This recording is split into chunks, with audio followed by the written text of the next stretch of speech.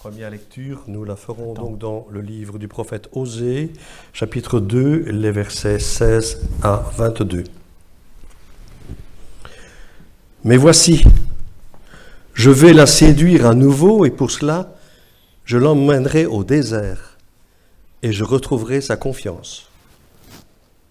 Puis, je lui rendrai ses vignes.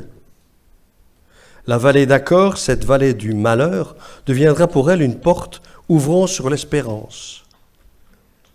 Elle m'y suivra volontiers, comme lorsqu'elle était jeune, au temps de la sortie d'Égypte. En ce jour-là, Israël, dit le Seigneur, tu m'appelleras mon mari, et non plus mon Baal, mon maître. Je ferai disparaître de son vocabulaire les noms mêmes de Baal et autres dieux de cette espèce. On ne les prononcera plus. Alors je conclurai en faveur de mon peuple une alliance avec les animaux des champs, les oiseaux des airs, les bestioles de la terre. Je casserai, je jetterai hors du pays les arcs, les épées, toutes les armes, et je permettrai à chacun de dormir enfin, tranquille. Israël, c'est pour toujours que je te demande en mariage. Pour cela, je payerai le prix qu'il faut, la loyauté et la justice, l'amour et la tendresse. Oui, je te demande en mariage. Tu peux compter sur moi. Alors, tu me reconnaîtras comme le Seigneur.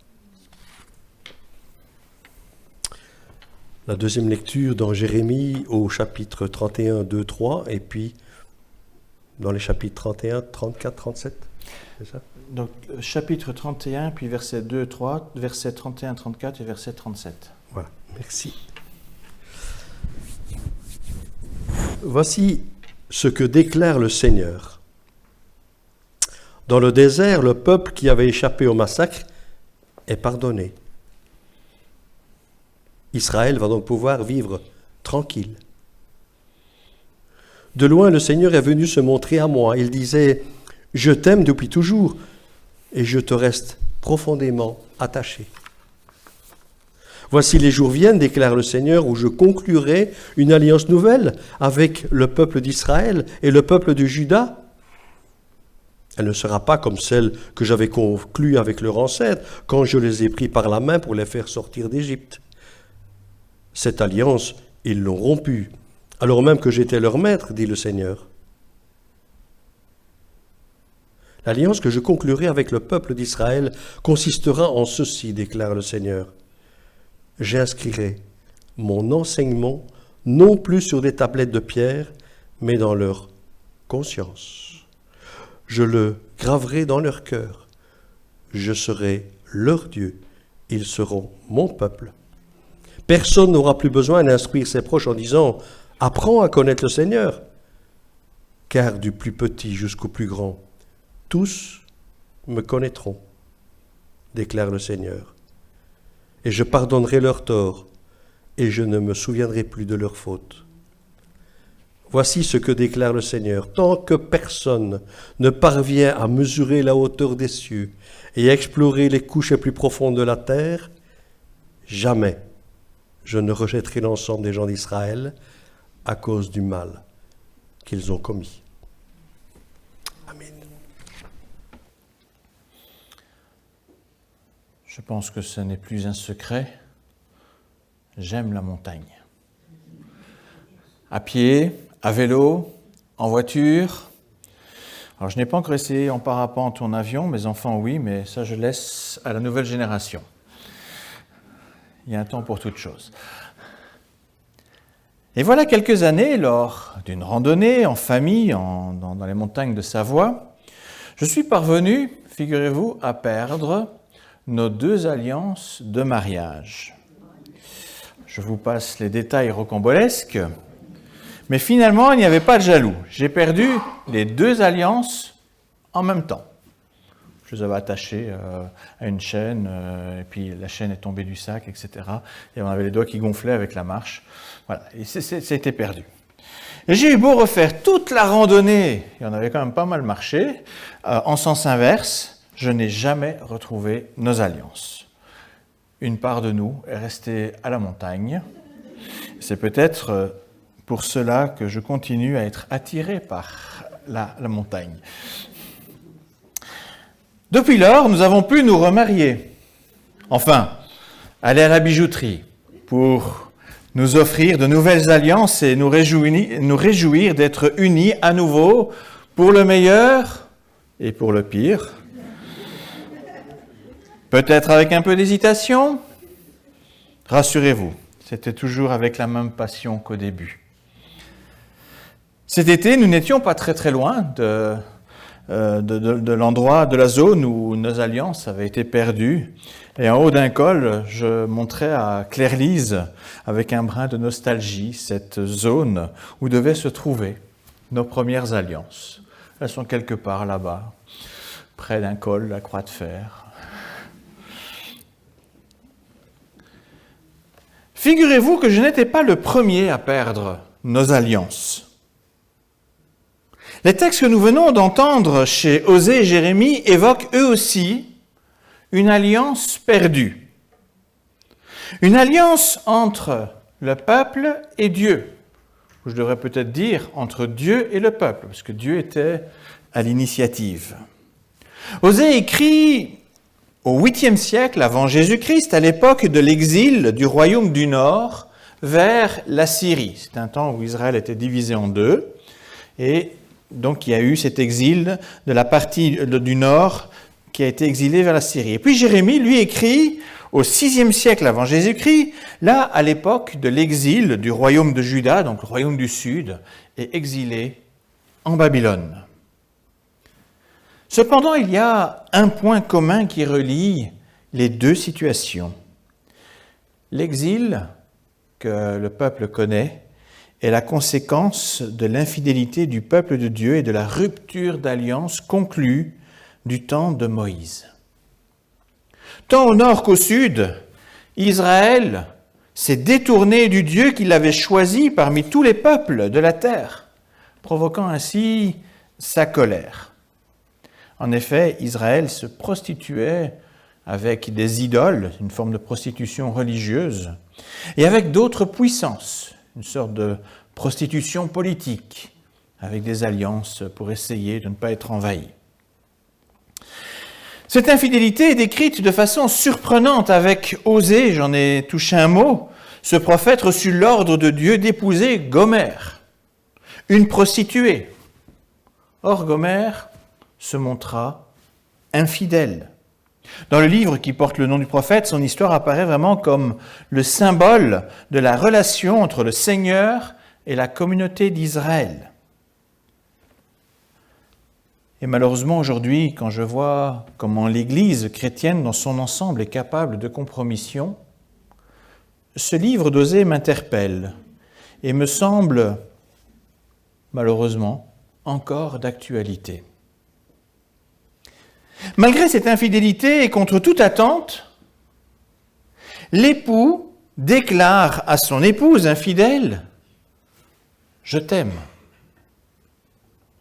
Osée avait intenté un procès à son épouse, mais il revient malgré tout vers elle en lui déclarant son amour.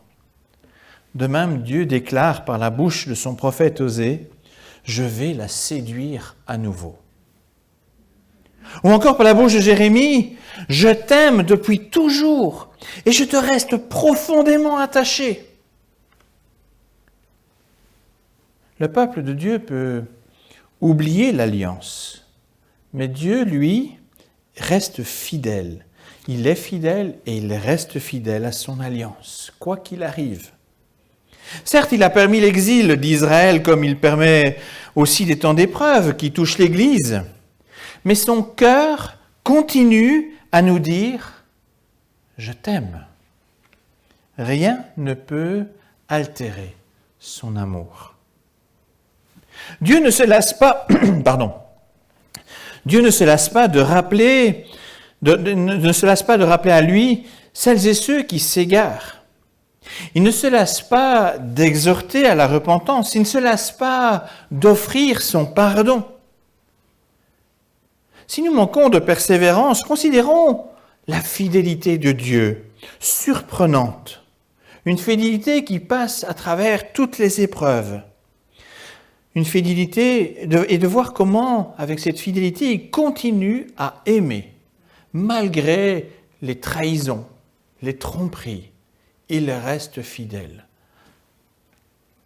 Même dans les cas extrêmes où sa colère se manifeste, comme dans l'exil, eh bien son amour ne faiblit pas. Imaginons un couple qui traverse une crise aiguë. Un couple entaché par l'infidélité. Le partenaire lésé est parfaitement en droit de mettre fin au mariage puisqu'il y a rupture de contrat, du contrat d'alliance entre les époux. Il peut néanmoins aussi choisir de raviver le feu de l'amour, essayer de séduire à nouveau. Vous connaissez probablement tous la chanson de Jacques Brel, « Ne me quitte pas ». Une magnifique déclaration d'amour pour une cause qui semble perdue.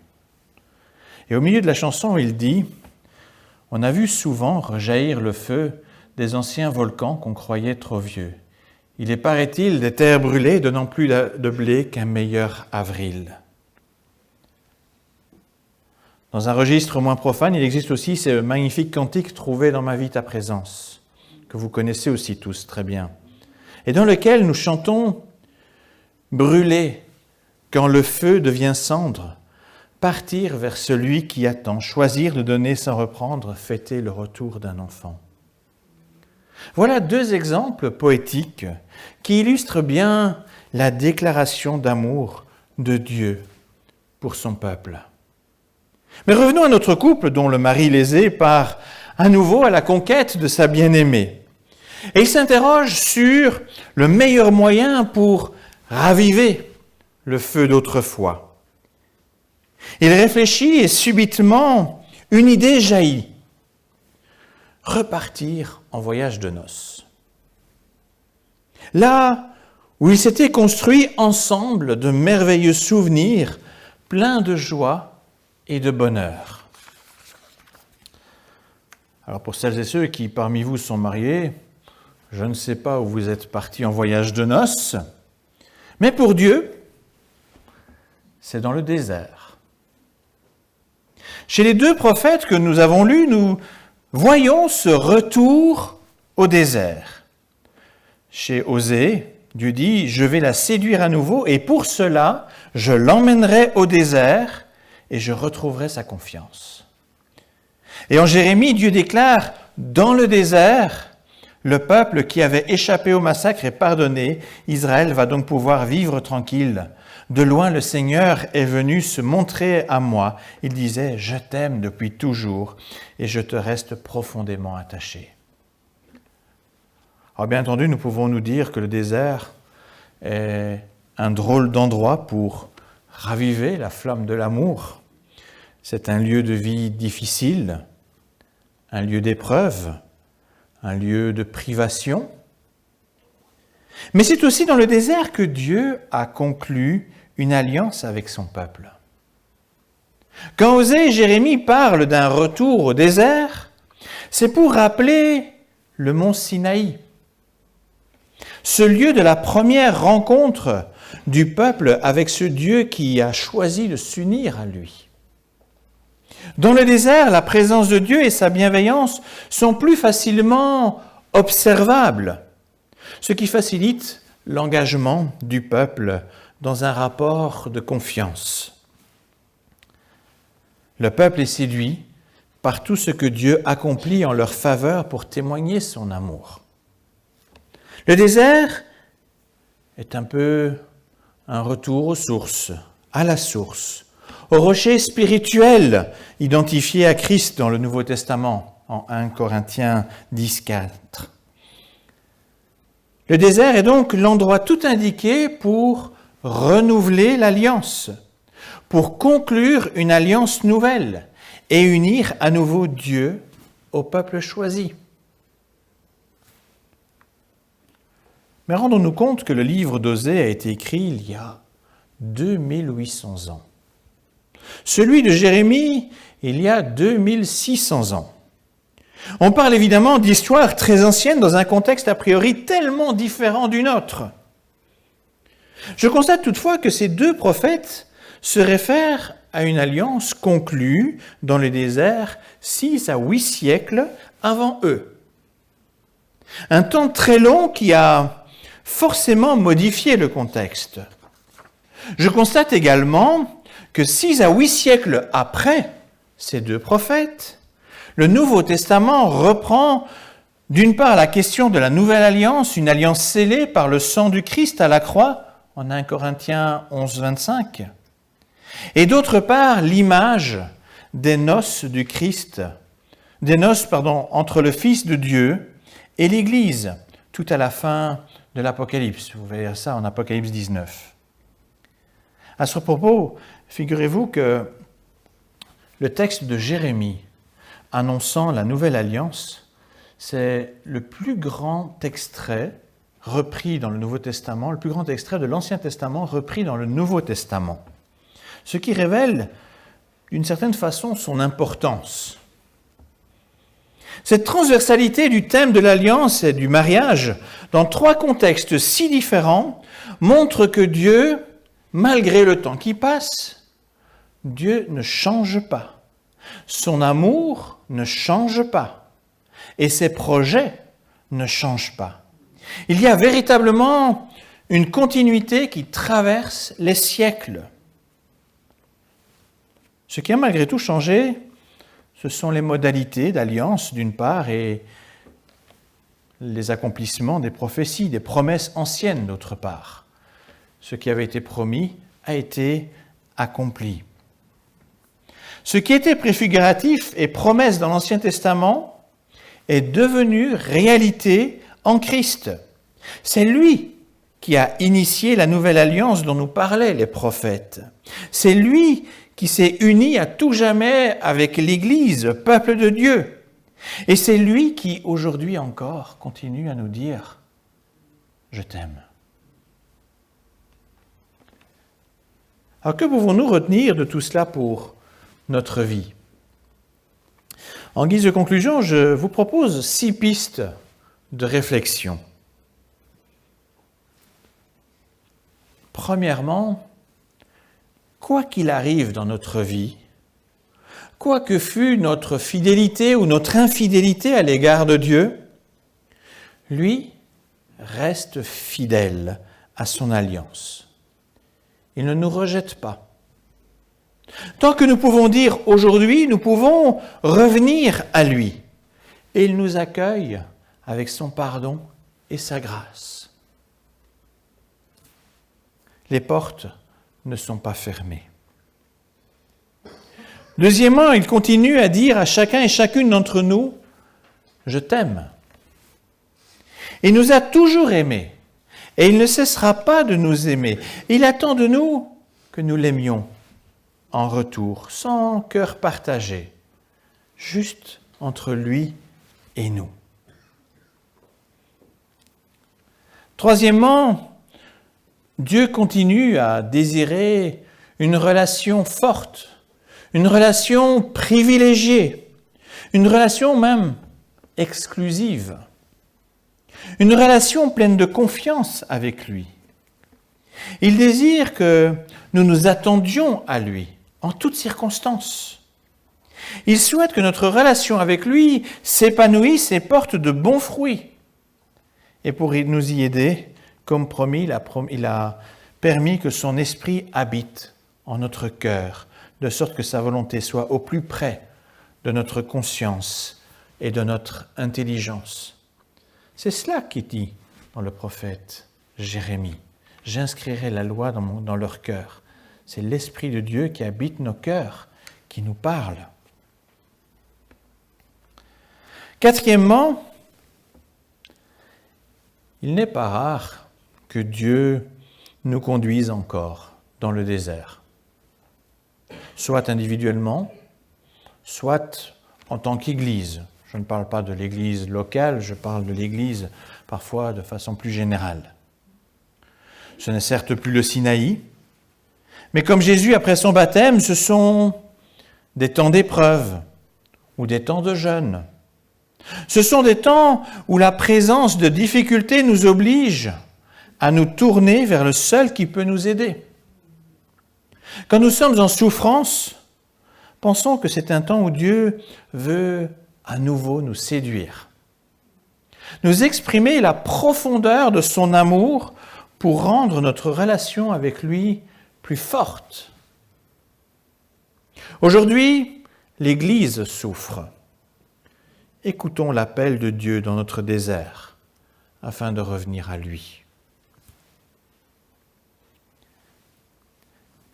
Cinquièmement, Dieu prépare l'Église, l'épouse du Christ pour les noces.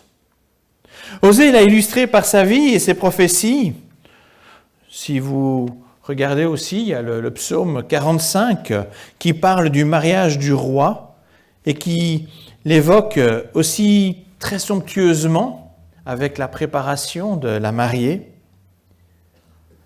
L'Église n'est pas parfaite, loin de là. Elle a besoin d'être préparée pour rencontrer son roi et son Dieu. L'Esprit agit dans l'Église pour la purifier et la sanctifier. Il travaille à ôter toute souillure chez la mariée. L'Église est mise à part et en préparation pour le grand jour. Alors laissons l'Esprit nous préparer, nous travailler et cessons de regarder tout le temps à nos amours passés, à nos infidélités.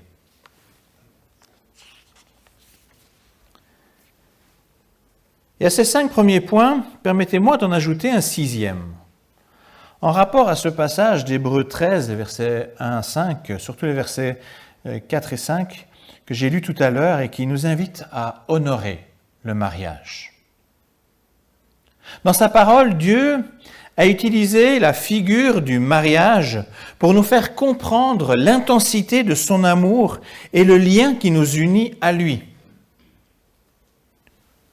Or, si nous méprisons le mariage, nous courons le risque de ne plus comprendre ce lien spirituel entre Dieu et son peuple, entre Christ et l'Église.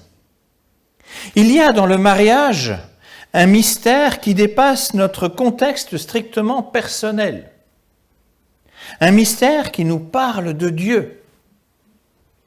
C'est pourquoi prenons soin du mariage, prenons soin de nos couples, recherchons toujours la fidélité dans l'amour. Pour terminer, je vous cite cette parole du Seigneur donnée par le prophète Ésaïe, une parole qui, je pense, résume le message de ce jour.